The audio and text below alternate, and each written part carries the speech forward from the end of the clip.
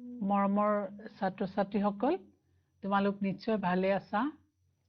প্ৰয়োজনীয় যিবোৰ সাৱধানতা অৱলম্বন কৰিব দিছে সেইবোৰ নিশ্চয় তোমালোকে ৰক্ষা কৰি আছা সঘনাই হাত ধুই থাকিবা আৰু সামাজিক দূৰত্ব বজাই ৰাখিবা আমি কৰিবলগীয়া কাম সেইখিনিয়ে আৰু তাৰ পিছত যি হয় সেয়া আমি মানি ল'ব লাগিব আজি আমি তোমালোকৰ সৈতে আলোচনা কৰিম আমাৰ যোৱাটো ক্লাছৰ মুদ্ৰা আৰু বেংক ব্যৱস্থাৰ পৰৱৰ্তী অংশ তাৰ মানে পিছৰ অংশ তোমালোকৰ মনত আছে চাগৈ আমি যে বিনিময় প্ৰথাৰে আৰম্ভ কৰিছিলোঁ মনত আছে নহয় যে বিনিময় প্ৰথা কি আছিলে যে কোনো এটা দ্ৰব্যৰ সলনি আন এটা দ্ৰব্য প্ৰত্যক্ষভাৱে বা পোনপটীয়াকৈ সলনা সলনি কৰাকে কি বুলি কোৱা হয় বিনিময় বুলি কোৱা হয় আৰু তাৰ যিটো প্ৰথা যিটো প্ৰথাৰ জৰিয়তে বিনিময় হয় সেইটো কি বুলি কোৱা হয় বিনিময় প্ৰথা বুলি কোৱা হয় তোমালোকে এইটো কথাও তোমালোকৰ মনত প্ৰশ্ন আহিব পাৰে যে এতিয়া বিনিময় প্ৰথা কিয় নোহোৱা হ'ল আগতে জনসংখ্যা কম আছিলে জনসংখ্যা কম মানে কি মানুহৰ সংখ্যা কম আছিলে মানুহৰ অভাৱবোৰ কম আছিলে মানুহৰ প্ৰয়োজনীয়তাও কম আছিলে আৰু সেই কাৰণে সেই ব্যৱস্থাত সেই সমাজ ব্যৱস্থাত বিনিময় প্ৰথা চলিছিল কিন্তু বৰ্তমান মানুহৰ সংখ্যা বৃদ্ধি হ'ল অৰ্থাৎ জনসংখ্যা বৃদ্ধি হ'ল মানুহৰ প্ৰয়োজন বৃদ্ধি হ'ল মানুহৰ অভাৱ বৃদ্ধি হ'ল আৰু সেই কাৰণে সেই সকলোবোৰ কথা লগ লাগি মুদ্ৰাই ক্ৰম বিকাশ ঘটি ঘটি আজিৰ অৱস্থা পাইছেহি তোমালোকক বিনিময় প্ৰথাৰ অসুবিধাসমূহো আলোচনা কৰিছিলোঁ যে বিনিময় প্ৰথাত কি অসুবিধা আছিলে অভাৱৰ পৰস্পৰ সংগতিহীনতা এজনৰ অভাৱৰ লগত আন এজনৰ অভাৱ নিমিলে আমি খুব চমুৱাই পুনৰ আলোচনা কৰি লৈছোঁ যোৱাটো শ্ৰেণীত তেতিয়াহে আমি কথাবোৰ মনত পেলাই তোমালোকৰ লগত আলোচনা কৰিব সুবিধা হ'ব প্ৰথমটো আছিলে অভাৱৰ পৰস্পৰ সংগতিহীনতা অৰ্থাৎ এজনৰ অভাৱৰ লগত আনজনৰ অভাৱ নিমিলে দ্বিতীয়তে কি আছিলে যে এক নিৰ্দিষ্ট মাপকাঠিৰ অভাৱ বিনিময় প্ৰথাত যিবোৰ সামগ্ৰী ব্যৱহাৰ কৰা হৈছিল সেই সামগ্ৰীবোৰৰ কোনো নিৰ্দিষ্ট মাপকাঠি নাছিলে তৃতীয়তে কি যে যিবোৰ সামগ্ৰী ব্যৱহাৰ কৰা হৈছিলে সেই সামগ্ৰীবোৰক বিভাজন কৰিব পৰা নগৈছিল আৰু বিভাজন কৰিব নোৱাৰাৰ বাবেই বিনিময় প্ৰথাত সেই সামগ্ৰীবোৰ লাহে লাহে নোহোৱা হৈ গ'ল অৰ্থাৎ বিনিময় প্ৰথাৰ ওপৰত মানুহৰ আস্থা আৰু বিশ্বাস হেৰাই গ'ল তাৰপিছত কি হ'ল যে সঞ্চয়ৰ অসুবিধা বিনিময় প্ৰথাত যিবোৰ সামগ্ৰী ব্যৱহাৰ কৰা হৈছিল সেই সামগ্ৰীবোৰক দীৰ্ঘদিনৰ বাবে আমি সাঁচি ৰাখিব নোৱাৰো সেইকাৰণে অসুবিধাৰ সৃষ্টি হৈছিলে আৰু এটা অসুবিধাৰ কথা মই তোমালোকক উল্লেখ কৰিছিলোঁ সেইদিনা সেইটো হৈছে যে বিনিময় প্ৰথাত সামগ্ৰীবিলাকক দ্ৰব্যবিলাকক এঠাইৰ পৰা আন ঠাইলৈ লৈ যোৱাৰ ক্ষেত্ৰত অসুবিধাৰ সৃষ্টি হৈছিল তাৰ লগতে আমি আলোচনা কৰিছিলোঁ যে মুদ্ৰা একেদিনাই আজিৰ অৱস্থা পোৱা নাই বিভিন্ন ক্ৰম বিকাশ ঘটি ঘটিহে মুদ্ৰা ক্ৰমে বিকাশ হৈ হৈ আজিৰ অৱস্থা পাইছেহি প্ৰথম অৱস্থাত মুদ্ৰাৰ প্ৰথম স্তৰটো বা ক্ৰম বিকাশৰ প্ৰথম পৰ্যায়টো আছিলে কি বিনিময় প্ৰথা আৰু দ্বিতীয়টো হ'ল জন্তুমান এটা জন্তুকো মুদ্ৰা হিচাপে ব্যৱহাৰ কৰা হৈছিলে মুদ্ৰা মানে কি বিনিময়ৰ বাহন হিচাপে ব্যৱহাৰ কৰা হৈছিলে তাৰপিছত কিছুমান সোণ আৰু ৰূপৰ টুকুৰা বিনিময়ৰ মাধ্যম হিচাপে ব্যৱহাৰ কৰা হৈছিলে যাক আমি কওঁ অমুদ্ৰিত ধাতুমান তাৰপিছত কিছুমান ধাতুৰ মুদ্ৰা হিচাপে ব্যৱহাৰ কৰা হৈছিলে আৰু তাৰপিছত সেই ধাতুৰ মুদ্ৰাৰ পিছত আকৌ কাগজী মুদ্ৰাৰ প্ৰয়োভৰ হ'ল কাগজী মুদ্ৰাৰ প্ৰচলন আজিও চলি আছে আৰু তোমালোকক এই কথাও মই থোৰতে উনুকিয়াই থৈছিলোঁ যে মুদ্ৰাৰ ক্ৰম বিকাশৰ একেবাৰে শেষৰ পৰ্যায়টো হৈছে প্লাষ্টিক মানি যদিও তোমালোকৰ কিতাপত সেই কথা এতিয়াও সন্নিৱিষ্ট কৰা হোৱা নাই আমি জানি থৈছোঁ মাত্ৰ আৰু তাৰ পিছতে আমি আলোচনা কৰিছিলোঁ মুদ্ৰাৰ বৈশিষ্ট্যসমূহ আৰু সিদিনাখন আমি মুদ্ৰাৰ বৈশিষ্ট্যৰ কেইটামান বৈশিষ্ট্য আলোচনা কৰাৰ পিছতে আমাৰ সময় সীমা শেষ হৈছিলে আমাৰ সময় পাৰ হৈছিলে আৰু সেইকাৰণে আমি তাতে আমাৰ আলোচনা সামৰিছিলোঁ আজি আমি আকৌ সেই মুদ্ৰাৰ বৈশিষ্ট্যলৈকে যাম মুদ্ৰাৰ বৈশিষ্ট্য সম্পৰ্কে আকৌ আমি আলোচনা কৰিম কেনেকুৱাকৈ যে মুদ্ৰাৰ বৈশিষ্ট্য characteristics of money মুদ্ৰাৰ বৈশিষ্ট্যবিলাকৰ ভিতৰত আমি প্ৰথম বৈশিষ্ট্যটো কি বুলি কৈছিলোঁ তোমালোকক তোমালোকৰ নিশ্চয় মনত আছে প্ৰথম বৈশিষ্ট্যটো হৈছে সাধাৰণ গ্ৰহণযোগ্যতা হয়নে 1 নম্বৰতে কি আছিলে সাধাৰণ গ্ৰহণযোগ্যতা তোমালোকে নিশ্চয় লিখি ৰাখিছিলা আৰু সিদিনাখন লিখা সেই কথাবিলাক তোমালোকে এতিয়া বহীখন উলিয়াই ল'ব পাৰা আৰু তেতিয়া তোমালোকে আকৌ এবাৰ মনত পেলাবৰ কাৰণে সুবিধা হয় যে মুদ্ৰাৰ সাধাৰণ গ্ৰহণযোগ্যতাত কি কৈছিলো আমি যে সকলোৱে মুদ্ৰাক বিনিময়ৰ মাধ্যম হিচাপে গ্ৰহণ কৰে কিয় গ্ৰহণ কৰে যে চৰকাৰে এই কথা আইন মতে বিধিবদ্ধ কৰি দিছে যে মুদ্ৰা বিনিময়ৰ মাধ্যম হিচাপে গ্ৰহণ কৰা হ'ব তোমালোকক মই এই কথাষাৰো কৈছিলো যে যদি চৰকাৰে কয় যে বেল গছৰ পাত বিনিময়ৰ মাধ্যম হিচাপে ব্যৱহাৰ কৰা হ'ব তেতিয়া মানুহে বেল গছৰ পাতকে মুদ্ৰা বুলি ব্যৱহাৰ কৰিবলৈ ল'ব কি কাৰণে যে আইনে সেয়া বিধিবদ্ধ কৰি দিছে গতিকে তোমালোকে সাধাৰণ গ্ৰহণযোগ্যতা মুদ্ৰাৰ প্ৰথম বৈশিষ্ট্য বুলি তোমালোকে গম পালা তাৰ পিছত হ'ল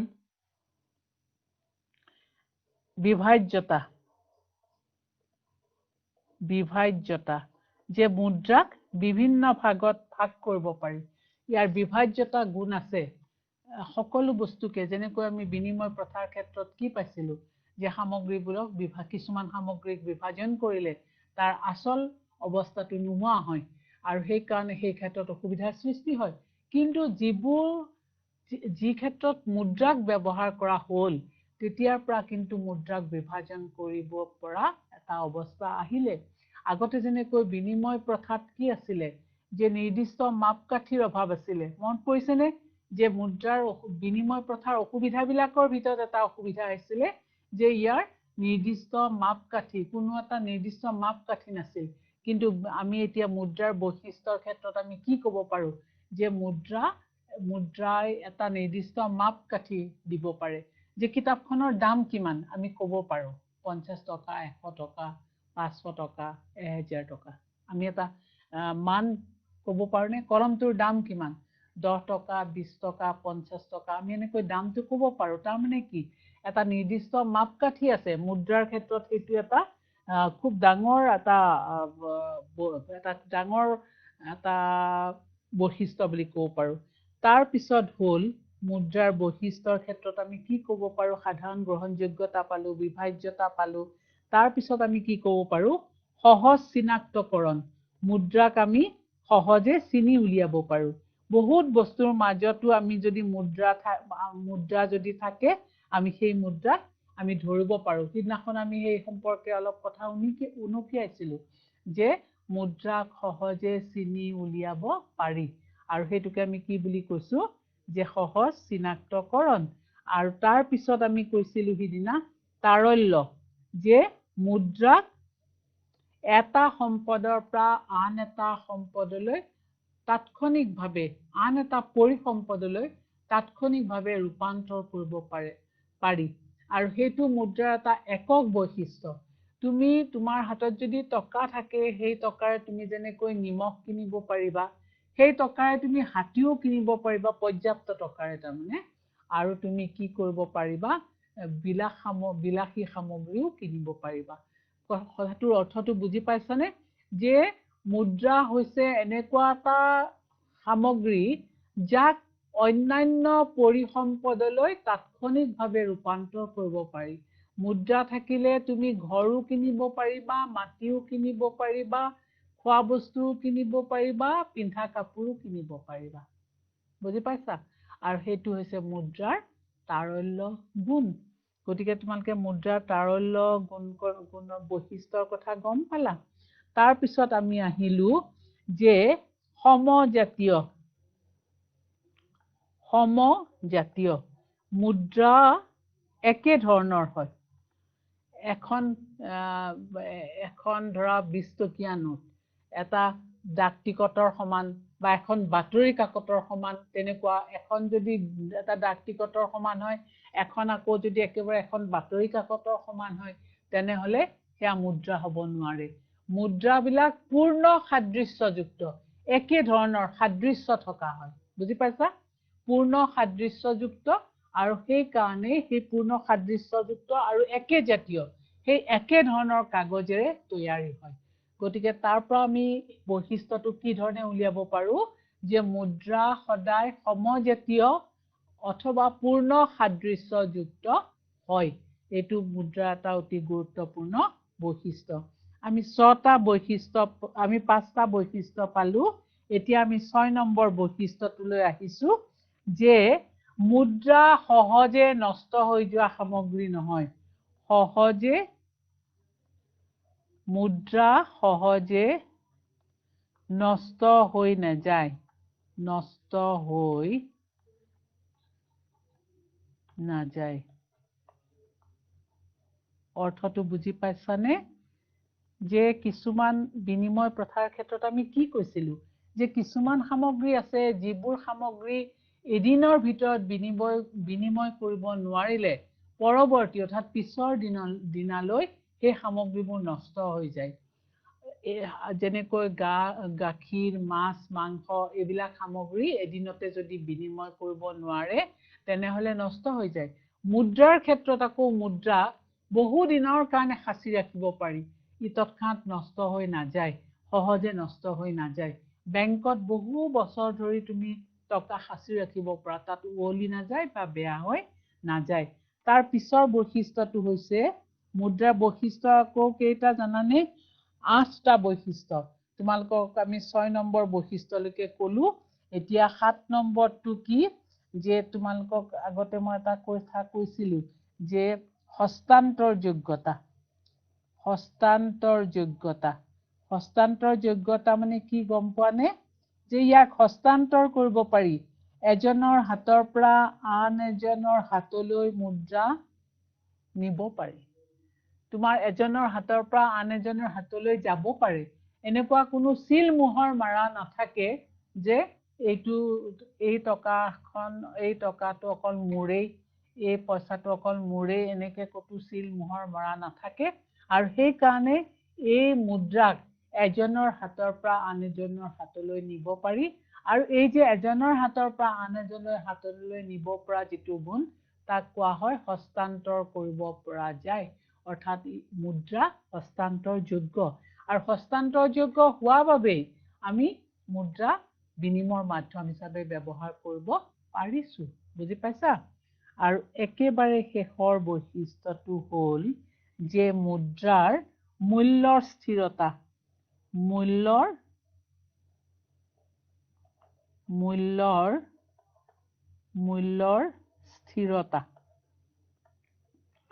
মুদ্ৰাৰ মূল্য স্থিৰ হৈ থাকিব লাগিব অৰ্থাৎ মুদ্ৰাৰ মূল্যৰ স্থিৰতা হেৰুৱালে আমাৰ অৰ্থব্যৱস্থাত মুদ্ৰাস্ফীতি বা অৱস্ফীতি আদি ধৰণৰ সমস্যাৰ সৃষ্টি হ'ব পাৰে আৰু সেই কাৰণে মুদ্ৰাৰ মূল্য স্থিৰতা থকাটো অতি জৰুৰী যে মুদ্ৰাৰ মূল্য যদি অতি দ্ৰুতগতিত বাঢ়ে খুব সোনকালেই যদি মুদ্ৰাৰ মূল্য বৃদ্ধি হয় সেই কথাটো যেনেকৈ সমাজৰ বাবে সমাজ ব্যৱস্থাৰ বাবে যেনেকৈ ক্ষতিকাৰক ঠিক সেইদৰে মুদ্ৰাৰ মূল্য যদি একদম তাৎক্ষণিকভাৱে হ্ৰাস হয় সেই কথাটো সমানে ক্ষতিকাৰক সেইকাৰণে মুদ্ৰাৰ মূল্য স্থিৰতা থাকিব লাগে যদিহে মুদ্ৰাৰ মূল্য খুব ক্ষিপ্ৰ হাৰত কমি যায় তেতিয়াহলে মুদ্ৰা মানুহে সঞ্চয় কৰি নাৰাখিব কাৰণ এই মুদ্ৰা যদি সঞ্চয় কৰি ৰাখে তাৰ যদি ক্ষমতাটো কমি যায় তাৰমানে তাৰ যিটো স্থিৰতাটো তেতিয়াহলে সেই মুদ্ৰা সাঁচি ৰখাৰ একো লাভ নহব গতিকে তোমালোকে এই 8টা বৈশিষ্ট্য মনত ৰাখিবা মই আশা কৰিছো তোমালোক সকলোৱে বৈশিষ্ট্য কেইটা লিখি লৈছা এতিয়া তোমালোকে এই মুদ্ৰাৰ বৈশিষ্ট্যৰ পিছত আমি কি কথা লৈ যাম মুদ্ৰাৰ কাৰ্যাৱলীলৈকে এটা বেলেগ কথালৈকে গৈছো বেলেগ মুদ্ৰা সম্পৰ্কীয় আমি পিছৰ কথালৈকে গৈছো সেয়া হ'ল মুদ্ৰাৰ কাৰ্যাৱলী functions of money মুদ্ৰাৰ কাৰ্যাৱলী functions of money. মুদ্ৰাৰ কাৰ্যাৱলী, মুদ্ৰাৰ 4টা কাৰ্য আছে। প্ৰথম কাৰ্য হ'ল 1 নম্বৰ কাৰ্যটো হৈছে মুদ্ৰা বিনিময়ৰ মাধ্যম। মুদ্ৰাক বিনিময়ৰ মাধ্যম হিচাপে ব্যৱহাৰ কৰা হয়। তোমালোকে গম পাইছাই যে মুদ্ৰাৰ জৰিয়তে আমি বিনিময় কৰিব পাৰোঁ। মুদ্ৰা হৈছে একমাত্ৰ বিনিময়ৰ মাধ্যম। বুজি পাইছা? ইয়াক সকলোৱে গ্ৰহণ কৰিবলৈ বাধ্য। মুদ্ৰাক সকলোৱে গ্ৰহণ কৰিবলৈ বাধ্য। এইকাৰণে বাধ্য, মুদ্ৰা হৈছে বিনিময়ৰ মাধ্যম। মুদ্ৰাৰ জৰিয়তে আমি খোৱা বস্তুৰ পৰা আৰম্ভ কৰি, কানি কাপোৰৰ পৰা আৰম্ভ কৰি সকলো সামগ্ৰী আমি মুদ্ৰাৰ বিনিময়ত কিনিব পাৰোঁ। আৰু সেইকাৰণে মুদ্ৰাক আমি মুদ্ৰাই এইটো এটা গুৰুত্বপূৰ্ণ কাৰ্য সম্পাদন কৰে যে মুদ্ৰা হৈছে বিনিময়ৰ মাধ্যম। তোমালোকে পৰীক্ষাত লিখোঁতে এনেকৈ 2টা শব্দত লিখি নিদিবা। মুদ্ৰাৰ কাৰ্যাৱলী লিখা। 1 নম্বৰ, মুদ্ৰা হৈছে বিনিময়ৰ মাধ্যম। মনত থাকিব? এটা বাক্যত লিখিবা। আৰু সেই ধৰণে লিখিলেহে আচলতে কি জানানে, বুজাত সুবিধা হয় তোমালোকৰ কাৰণেও আৰু যিয়ে তোমালোকৰ বহি পৰীক্ষা কৰে সেই পৰীক্ষকৰ কাৰণেও সুবিধা হয় যে তুমি বস্তুটো বুজি পাইছা। তাৰ পিছত আহিলে মুদ্ৰাৰ দ্বিতীয় কাৰ্যটো যে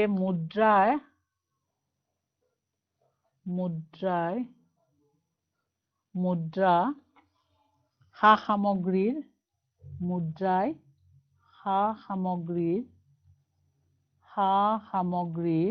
তোমালোকে লিখি যোৱা দেই। মুদ্ৰাই সা-সামগ্ৰীৰ মাপকাঠি হিচাপে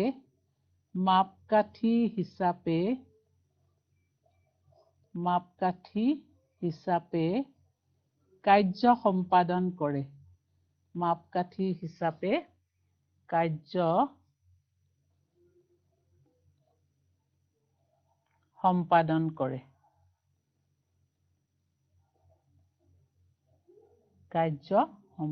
কৰে। মুদ্ৰা হৈছে এক ধৰণৰ মাপকাঠি। মুদ্ৰাৰ দ্বিতীয়টো কাৰ্য, প্ৰথম কাৰ্যটো কি আছিলে? মুদ্ৰাই বিনিময়ৰ মাধ্যম হিচাপে কাম কৰে। দ্বিতীয় কাৰ্যটো হ'ল মুদ্ৰাই সা-সামগ্ৰীৰ মাপকাঠি হিচাপে কাৰ্য সম্পাদন কৰে। যে যিকোনো সা-সামগ্ৰীৰ মাপকাঠি কোনে নিৰ্ধাৰণ কৰে? মুদ্ৰাই। মই যে অলপ আগতে ক'লো যে এই কিতাপখনৰ দাম কিমান, আমি যে দামটো ক'ব পাৰিলো, সেইটো দামটোৱে এটা মাপকাঠি নিৰ্ণয় কৰিছে। যিকোনো সা-সামগ্ৰীৰ মাপকাঠি নিৰ্ণয় কৰে কোনে? মুদ্ৰাই। গতিকে মুদ্ৰাৰ এইটো এটা অতি গুৰুত্বপূৰ্ণ কাৰ্য। বুজি পাইছানে? যে আমি সেৱন কৰা বতাহ, সূৰ্যৰ ৰশ্মি, নৈৰ পানী, সেই সকলোবোৰৰ কাৰণে আমি কি মূল্য দিব নালাগে। আমি যে বতাহ সেৱন কৰি আছো, যে আমি সূৰ্যৰ পোহৰ পাই আছো, সেইবিলাকৰ কাৰণে আমি কি দিব নালাগে? আমি কোনো ধৰণৰ মূল্য দিব নালাগে। কিন্তু যিবোৰ সামগ্ৰী বজাৰত বেচা কিনা হয়, সেই বেচা কিনা কৰা সকলো সা-সামগ্ৰীৰ আমি মূল্য দিবলগীয়া হয়। আৰু সেই মূল্যটো আমি কিহৰ জৰিয়তে দিম? মুদ্ৰাৰ জৰিয়তে। কিহৰ মাধ্যমত দিম? মুদ্ৰাৰ মাধ্যমত দিম। তাৰ পিছতে হ'ল মুদ্ৰাই, তৃতীয় কাৰ্যটো হ'ল মুদ্ৰাই স্থগিত দেনা পাওনাৰ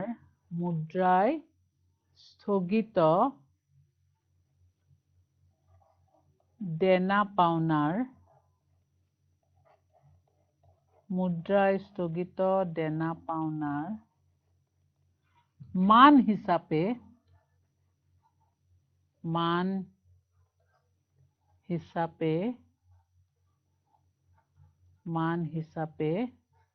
কাৰ্য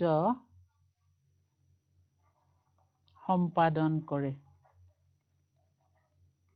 কাৰ্য সম্পাদন কৰে যে আমি কাৰোবাক কিবা দিবলগীয়া হ'ল আৰু কাৰোবাৰ পৰা আমি কিবা পাবলগীয়া আছে সেই সকলোবোৰ কাৰ্য কোনে সমাধা কৰে মুদ্ৰাই অৰ্থাৎ স্থগিত হৈ থকা দিবলগীয়া আৰু পাবলগীয়া সকলো কাম মুদ্ৰাৰ মাধ্যমত কৰা হয় আৰু মুদ্ৰাৰ এইটো এটা অতি গুৰুত্বপূৰ্ণ কাম এই কাৰণে কোৱা হৈছে গুৰুত্বপূৰ্ণ কাম বুলি যে কিছুমান সামগ্ৰী আৰু পৰিসম্পদ কিছুমান সামগ্ৰী আৰু পৰিসম্পদ বেচা কিনাৰ সময়ত কিছুমান সামগ্ৰী আৰু পৰিসম্পদ বেচা কিনাৰ সময়ত দামটো লগে লগে পৰিশোধ কৰা নহয় দামটো কেতিয়াবা লগে লগে পৰিশোধ কৰা নহয় আৰু তেতিয়া ঋণৰ ক্ষেত্ৰতো ঠিক সেইদৰে ঋণৰ ক্ষেত্ৰতো ঋণ লওঁতাই ঋণ পৰিশোধ কৰোঁতে কিছু সময় লয় লগে লগে যদি ঋণ তেওঁ লগে লগে দিবই পাৰে তেতিয়া তেওঁ কিয় ঋণ ল'ব তেওঁতো ঋণ কাম এটাৰ কাৰণে ঋণ ল'লে সেই ঋণটো পৰিশোধ কৰাৰ ক্ষেত্ৰত তেওঁ কিছু সময় ল'ব গতিকে সেই সকলোবিলাক স্থগিত দেনা পাওনাৰ মান কিহৰ ৰূপত প্ৰকাশ কৰা হয় মুদ্ৰাৰ ৰূপত প্ৰকাশ কৰা হয় বা মুদ্ৰাৰ মাধ্যমত সম্পাদন কৰা হয় তাৰ পিছৰ কাৰ্য মই যে কৈছিলো মুদ্ৰাৰ কাৰ্য 4টা বুলি পেলাই 4 নম্বৰ কাৰ্যটো কি মুদ্ৰাই মূল্যৰ ভাণ্ডাৰ হিচাপে মুদ্ৰাই মূল্যৰ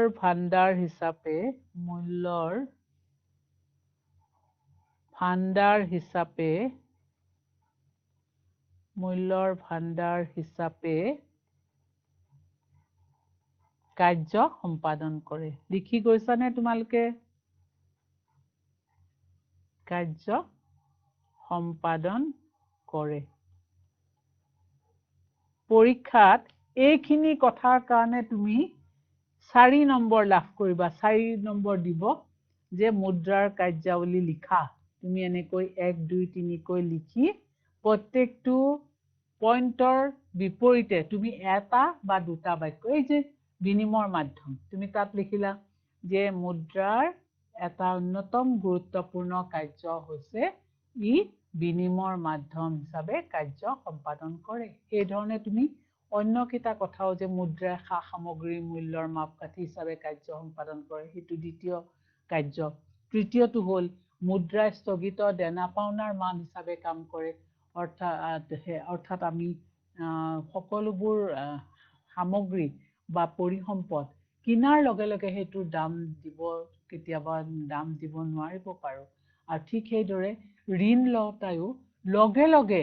ঋণ পৰিশোধ নকৰে সময় লয় সেই ধৰণৰ স্থগিত দেনা পাওনাৰ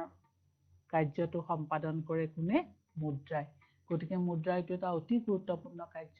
আৰু চতুৰ্থটো হ'ল মুদ্ৰাই মূল্যৰ ভাণ্ডাৰ হিচাপে কাৰ্য সম্পাদন কৰে কেনেকৈ যে সামগ্ৰী সঞ্চয় কৰি ৰাখিব নোৱাৰি আমি যে ক'লো সকলো সামগ্ৰী সঞ্চয় কৰি ৰাখিব নোৱাৰি এতিয়া কিছুমান সামগ্ৰী নষ্ট হৈ যায় সেইকাৰণে আমি সঞ্চয় কৰি ৰাখিব নোৱাৰো আৰু সামগ্ৰীবোৰ যিবোৰ বিনিময় প্ৰথাৰ ক্ষেত্ৰত আমি দেখা পাইছিলো সঞ্চয়ৰ ভাণ্ডাৰ নাছিলে কিন্তু মুদ্ৰাৰ ক্ষেত্ৰত তাৰ ওলোটাটো যে মুদ্ৰাক আমি সঞ্চয় কৰি ৰাখিব পাৰো বিভিন্ন মাধ্যমৰ জৰিয়তে আমি সঞ্চয় কৰি ৰাখিব পাৰো মুদ্ৰাৰে হয়তো আমি কিছুমান অতি মূল্যৱান সামগ্ৰী ক্ৰয় কৰিলো কিনিলো আৰু সেই মূল্যৱান সামগ্ৰীবোৰ সাঁচি ৰখা মানে আমি মুদ্ৰা সাঁচি ৰখা বুজি পাইছানে কথাটো গতিকে সেই সকলোবোৰ কথা আমি কিহৰ জৰিয়তে মুদ্ৰাৰ মাধ্যমত আমি প্ৰকাশ কৰো মুদ্ৰা সামগ্ৰীসমূহক সেইকাৰণে মূল্যৰ ভাণ্ডাৰ হিচাপে অভিহিত কৰা হয় এইকেইটাই হৈছে তোমাৰ মুদ্ৰাৰ কাৰ্যাৱলী মই ভাবো চতুৰ্থ কাৰ্যটোৰ ক্ষেত্ৰত তোমালোকক আৰু এটা উদাহৰণ দিলে তোমালোকৰ অধিক স্পষ্ট হ'ব আৰু বেছি ভালকৈ বুজি পাবা যেনেকৈ অভাৱনীয়ভাৱে যদি কোনো এটা সামগ্ৰীৰ বা অবিৰামভাৱে সা সামগ্ৰীৰ মূল্য বৃদ্ধি হয় মুদ্ৰাই সঞ্চয়ৰ ভাণ্ডাৰ হিচাপে কাৰ্য সম্পাদন কৰিব নোৱাৰিব কেতিয়া সঞ্চয় কৰিব নোৱাৰে, সঞ্চয় ভাণ্ডাৰ হিচাপে কাম কৰিব নোৱাৰিব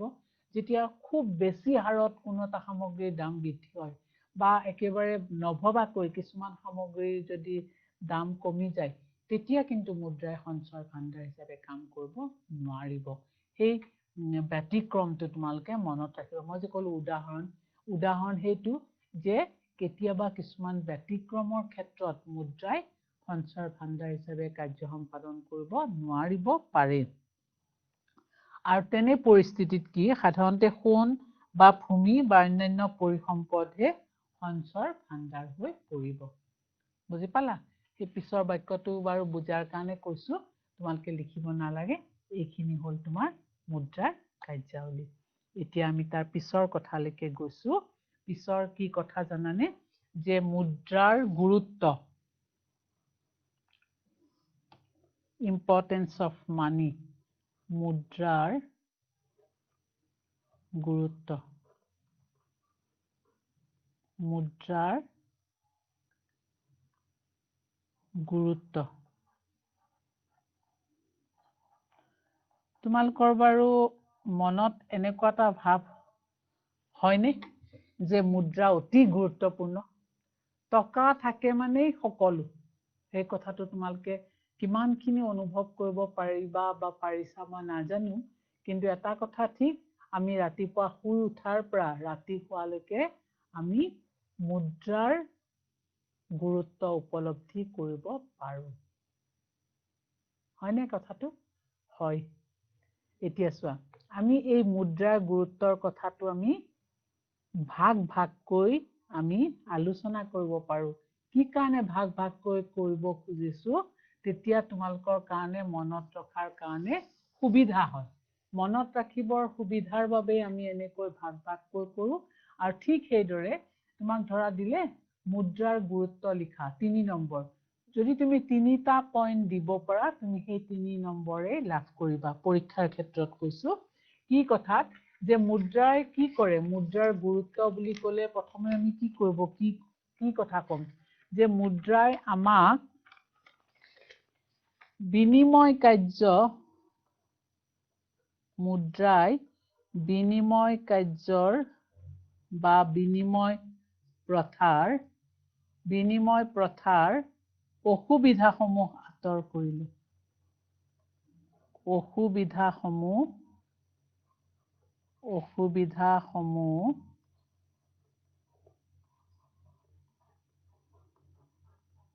আঁতৰ কৰিলে।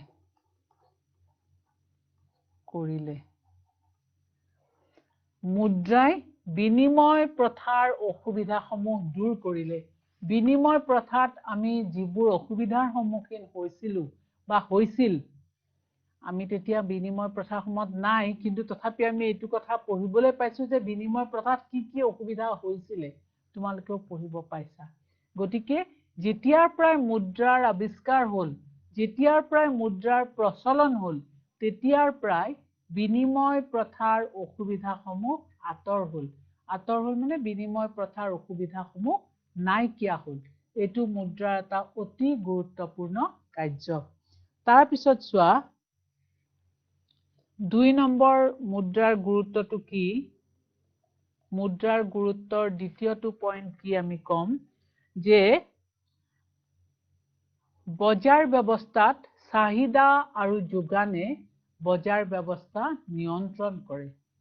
চাহিদা আৰু যোগানে বজাৰ ব্যৱস্থা নিয়ন্ত্ৰণ কৰে। এতিয়া দৰ ব্যৱস্থা মুদ্ৰাৰ ওপৰত নিৰ্ভৰশীল। সকলো দৰ ব্যৱস্থা মুদ্ৰাৰ ওপৰত নিৰ্ভৰশীল। অৰ্থাৎ বস্তুৰ দৰ বা দাম মুদ্ৰাৰ জৰিয়তেহে আমি পৰিমাপ কৰিব পাৰো। দৰ বা দাম মুদ্ৰাৰ পৰিমাণেৰে প্ৰকাশ কৰা এক ধৰণৰ বিনিময় মূল্য। গতিকে আমি কি বুলি ক'ম সেইটোকে, যে বজাৰ ব্যৱস্থাত আমি লিখি লওঁ, বজাৰ ব্যৱস্থাত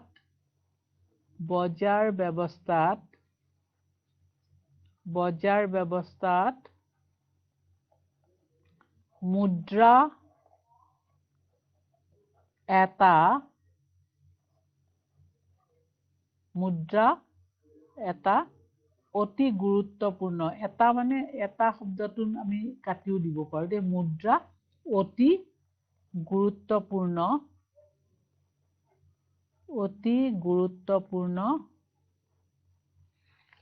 উপাদান কিয় যে মুদ্ৰা অবিহনে আমি বজাৰ ব্যৱস্থাৰ কথা কল্পনাই কৰিব নোৱাৰো এইটো কথাও আমি জানো যে বজাৰ ব্যৱস্থা নিয়ন্ত্ৰণ হয় চাহিদা আৰু যোগানৰ মাধ্যমেৰে হয়নে এতিয়া এই চাহিদা আৰু যোগানৰ ক্ষেত্ৰতো মুদ্ৰাই এক গুৰুত্বপূৰ্ণ ভূমিকা পালন কৰে তাৰ পিছতে আহিলে চৰকাৰী সকলো আমি এনেকৈ লিখো মুদ্ৰা অবিহনে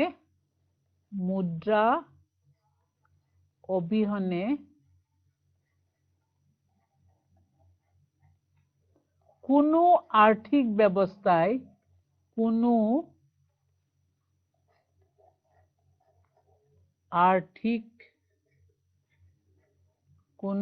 আৰ্থিক ব্যৱস্থাই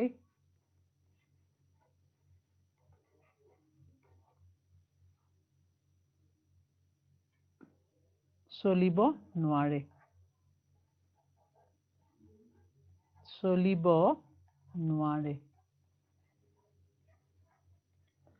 তাৰ অৰ্থ কি যে মুদ্ৰা সকলো আৰ্থিক ব্যৱস্থাৰ মূল যিকোনো ধৰণৰ আৰ্থিক ব্যৱস্থা তোমালোকে যে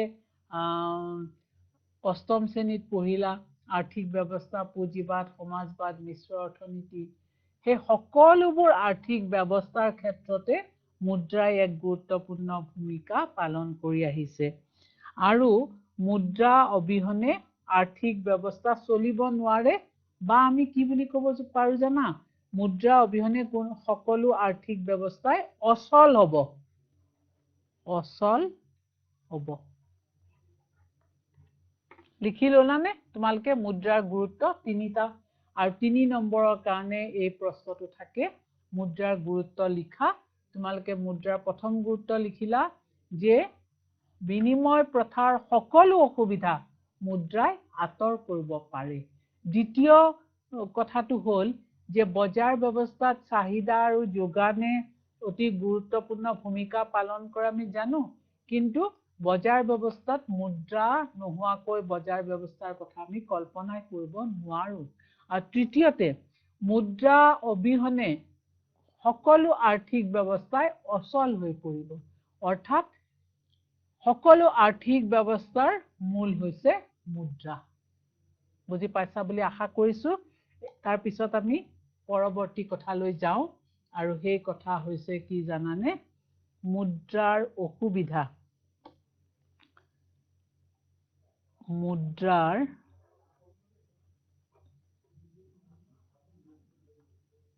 অসুবিধা ভাবি আচৰিত নালাগেনে যে মুদ্ৰাৰ আকৌ কি অসুবিধা আছে কি অসুবিধা জানা যে মুদ্ৰাৰ জৰিয়তে মুদ্ৰাই আৰ্থিক বৈষম্য সৃষ্টি কৰে আমি লিখি লওঁ মুদ্ৰাই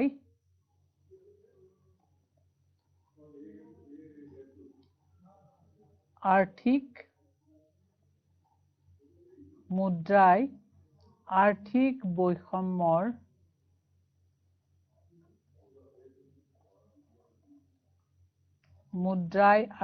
বৈষম্যৰ সৃষ্টি কৰে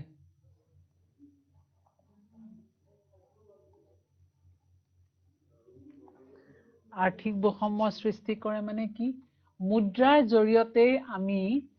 কাৰোবাক ধনী আৰু কাৰোবাক দুখীয়া বুলি ক'ব পাৰো মুদ্ৰাৰ মাধ্যমত সেই বিভাজনটো হয় যাৰ টকা পইচা থাকে তেওঁক আমি ধনী বুলি কওঁ আৰু যাৰ টকা পইচা নাথাকে তেওঁক আমি দুখীয়া বুলি কওঁ গতিকে সকলো আৰ্থিক বৈষম্যৰ মূলতে হ'ল মুদ্ৰা মুদ্ৰাই আৰ্থিক বৈষম্যৰ সৃষ্টি কৰে বুজি পালা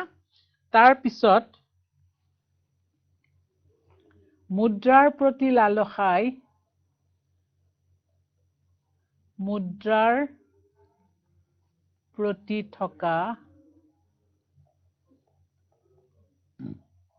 লালসাই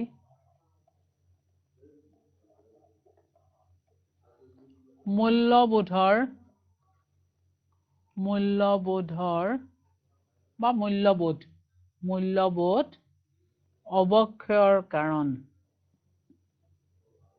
অৱক্ষয়ৰ কাৰণ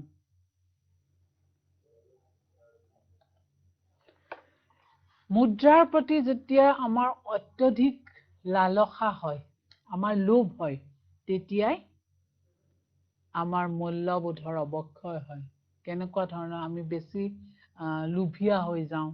আমি যিমান পাওঁ তাতকৈ আৰু বেছি পাবলৈ ইচ্ছা কৰোঁ, আৰু সেই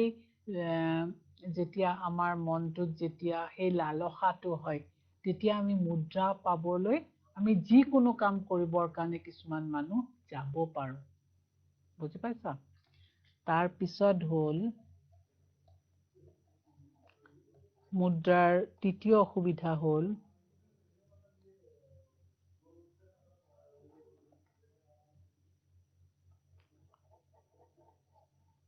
মুদ্ৰাই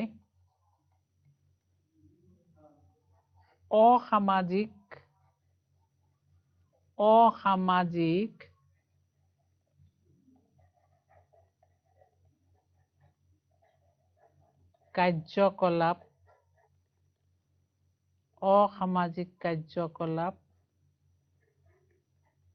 কাৰ্যকলাপত অংশগ্ৰহণ কৰাৰ প্ৰৱণতা সৃষ্টি কৰিব পাৰে।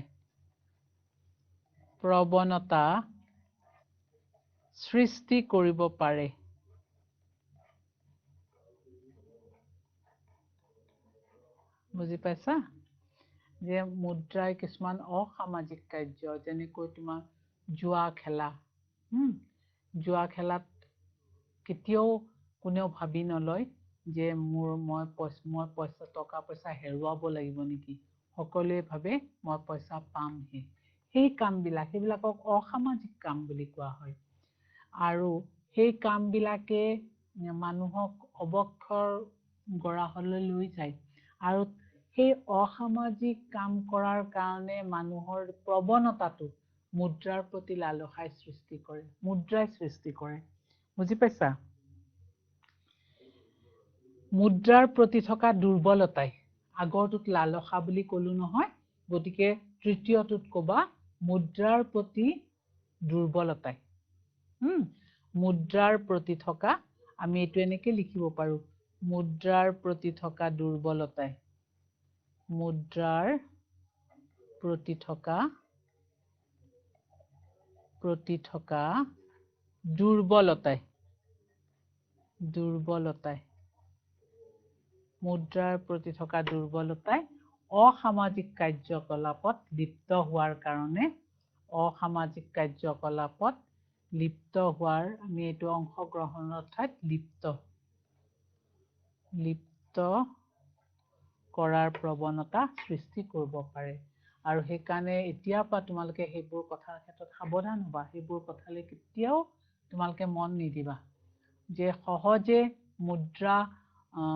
অৰ্জন কৰাৰ যিটো পথ, সেই পথটো কেতিয়াও ভাল নহয়। তাৰ পিছত আমি ক'ব পাৰো চতুৰ্থটো, যে মুদ্ৰাৰ পৰাই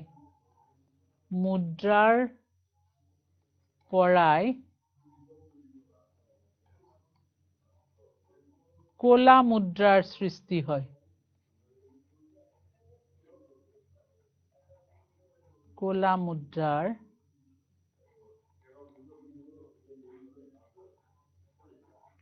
সৃষ্টি হয়। মোৰ আখৰবোৰ ধৰিব পাৰিছানে? যে মুদ্ৰাৰ পৰাই ক'লা মুদ্ৰাৰো সৃষ্টি হয়। ক'লা মুদ্ৰা কাক বোলে এতিয়া জানিব লাগিলে। যে ক'লা মুদ্ৰা হৈছে হিচাপবিহীন মুদ্ৰাই হৈছে ক'লা মুদ্ৰা। বুজি পাইছা? যিবিলাক মুদ্ৰাৰ হিচাপ নাথাকে, হিচাপ যাক ইংৰাজীত কোৱা হয় ব্লেক মানি বুলি ক'লা মুদ্ৰাক কোৱা হয় ইংৰাজীত ব্লেক মানি ক'লা মুদ্ৰা পিছত আমি যেতিয়া মুদ্ৰাৰ শ্ৰেণী বিভাজন পঢ়িম তেতিয়া আকৌ পাম যে হিচাপবিহীন মুদ্ৰাই হৈছে ক'লা মুদ্ৰা ঠিক তেনেকৈ এতিয়া মুদ্ৰাৰ আমি অসুবিধাৰ কথা ক'বলৈ গ'লে আমি এই কথাটো ক'ব লাগিব নিশ্চয় যে মুদ্ৰাই সামাজিক মূল্যবোধৰ অৱক্ষয় কৰে মানে কি দুৰ্নীতিৰ প্ৰশ্ৰয় দিয়ে কোনে মুদ্ৰাই মানুহক অনিয়ম অবিচাৰ কৰাৰ কাৰণে প্ৰৱণতা আনে কোনে মুদ্ৰাৰ প্ৰতি থকা দুৰ্বলতাই বুজি পাইছা এনেই মানুহে দুৰ্নীতি নকৰে মুদ্ৰা লাভ কৰাৰ কাৰণে বহু ক্ষেত্ৰত সকলো বুলি মই নকওঁ বহু ক্ষেত্ৰত মুদ্ৰাৰ প্ৰতি দুৰ্বলতাই মানুহক দুৰ্নীতিত লিপ্ত কৰায় অনিয়মত লিপ্ত কৰায় অবিচাৰত লিপ্ত কৰায় তাৰ পিছত যে মুদ্ৰাই তোমাৰ ক'লা মুদ্ৰা অৰ্থনৈতিক অপৰাধৰ এক অন্যতম কাৰণ সেই ক'লা মুদ্ৰা সৃষ্টিও হয় ক'ৰ পৰা মুদ্ৰাৰ পৰা গতিকে এইখিনি হ'ল তোমাৰ মুদ্ৰাৰ অসুবিধা এতিয়া আমি মুদ্ৰাৰ একেবাৰে শেষৰ কথাটোলৈকে গৈছো সেয়া হৈছে মুদ্ৰাৰ শ্ৰেণী বিভাজন মুদ্ৰাৰ শ্ৰেণী বিভাজন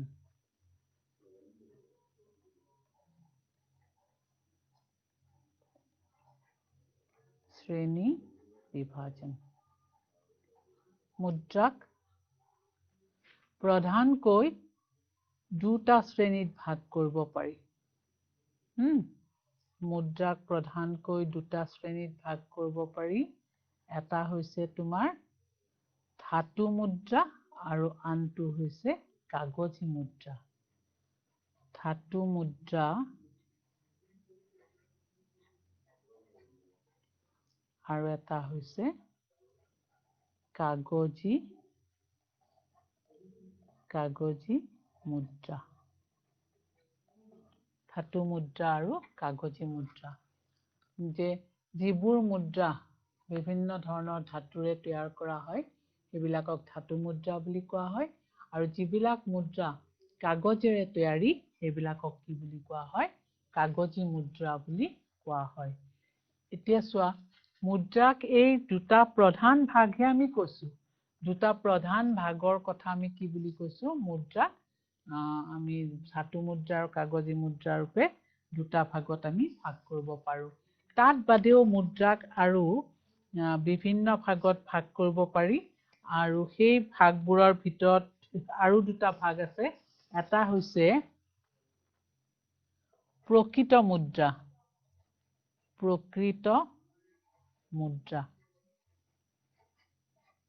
actual money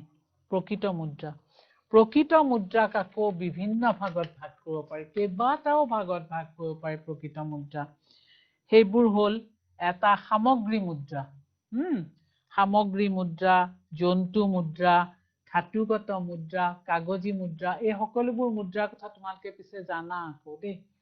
কাৰণ কিয় জানানে সামগ্ৰী মুদ্ৰা যি সময়ত সামগ্ৰিক মুদ্ৰা মাধ্যম হিচাপে ব্যৱহাৰ কৰা হৈছিল সেইবিলাকক সামগ্ৰী মুদ্ৰা যি সময়ত জন্তুক মুদ্ৰা হিচাপে ব্যৱহাৰ কৰা হৈছিল জন্তু মুদ্ৰা তাৰপিছত আকৌ ধাতু যেতিয়া মুদ্ৰা হিচাপে ব্যৱহাৰ কৰা হৈছিল সেয়া ধাতুগত মুদ্ৰা বুলি কোৱা হয় আকৌ কাগজেৰে তৈয়াৰী নোটক কাগজী মুদ্ৰা বুলি কোৱা হয়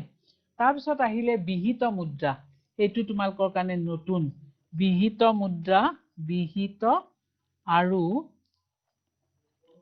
অবিহিত মুদ্ৰা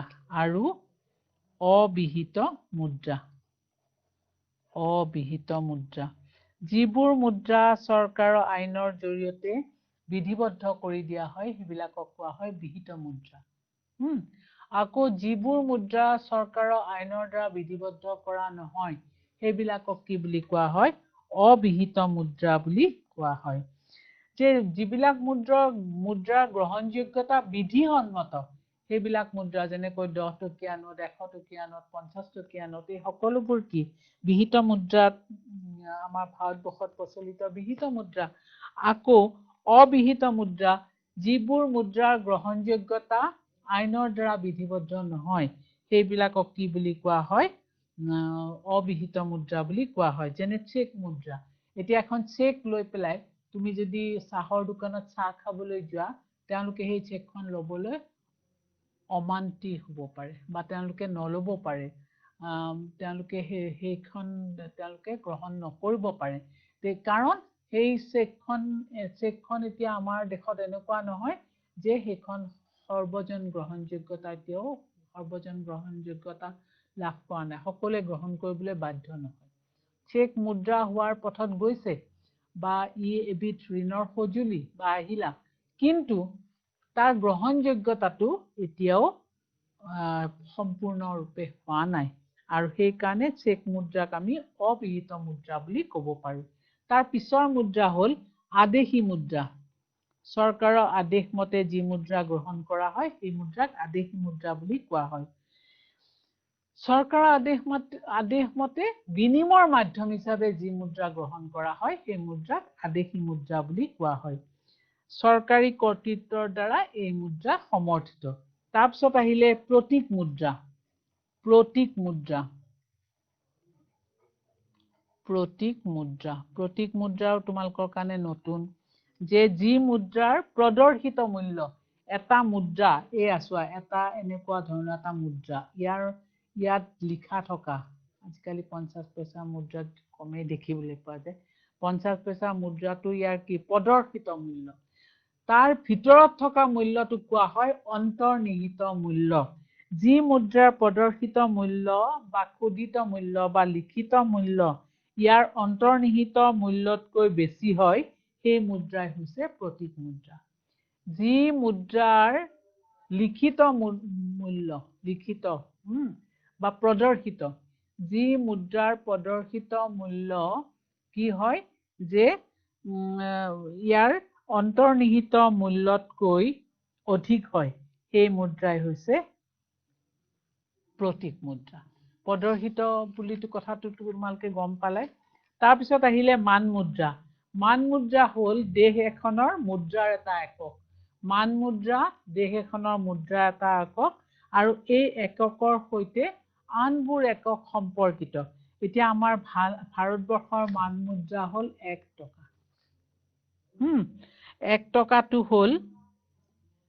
মান মুদ্ৰা আমাৰ ভাৰতবৰ্ষৰ ক্ষেত্ৰত তপত মুদ্ৰা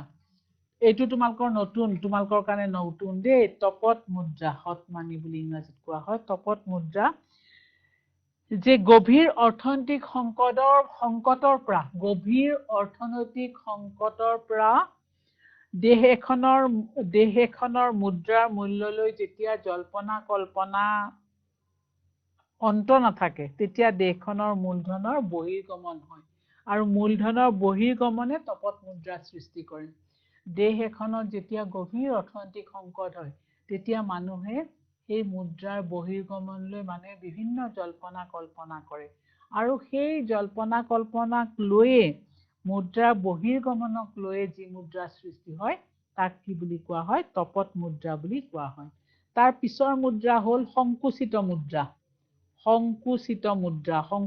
মুদ্ৰা কি জানানে কেন্দ্ৰীয় বেংকৰ কাৰ্যৰ জৰিয়তে সংকুচিত মুদ্ৰাৰ সৃষ্টি হয় কেন্দ্ৰীয় বেংক আমি ইয়াৰ পিছত বেংক পঢ়িলে কেন্দ্ৰীয় বেংকৰ কথা আহিব কেন্দ্ৰীয় বেংকৰ কাৰ্যৰ জৰিয়তে যি মুদ্ৰা সৃষ্টি হয় তাক সংকুচিত মুদ্ৰা বুলি কোৱা হয় তাৰ পিছৰ মুদ্ৰা হ'ল সুলভ মুদ্ৰা কি সুলভ মুদ্ৰা হ'ল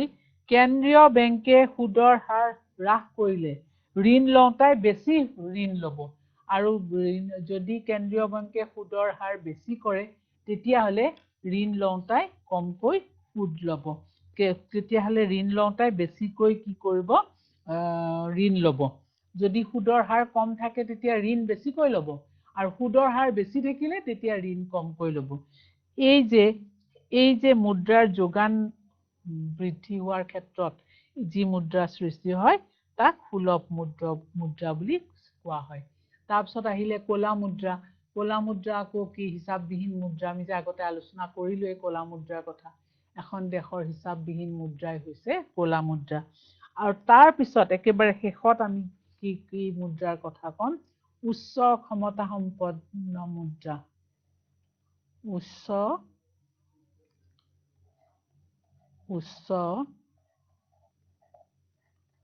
ক্ষমতা সম্পন্ন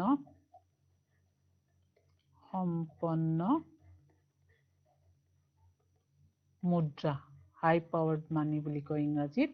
উচ্চ ক্ষমতা সম্পন্ন মুদ্ৰাও ভাৰতীয় ৰিজাৰ্ভ বেংকে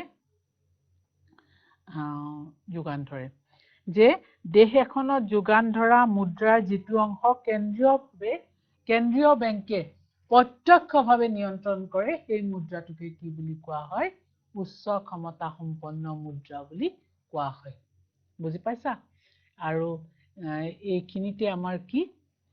মুদ্ৰা সম্পৰ্কীয় আমি সকলো কথা আলোচনা কৰিলো। ইয়াৰ পৰৱৰ্তী শ্ৰেণীত আমি মুদ্ৰাৰ শ্ৰেণী বিভাজনটো আৰু অলপ মনত পেলাই ল'ম তোমালোকক এই কথাখিনিৰে পুনৰ আলোচনা হিচাপে। আৰু তাৰপিছতে আমি বেংকৰ কথালৈ যাম। আৰু বেংকৰ ক্ষেত্ৰত আমি কেন্দ্ৰীয় বেংক, তাৰপিছত তোমাৰ বাণিজ্যিক বেংক, এই ধৰণে। ধন্যবাদ।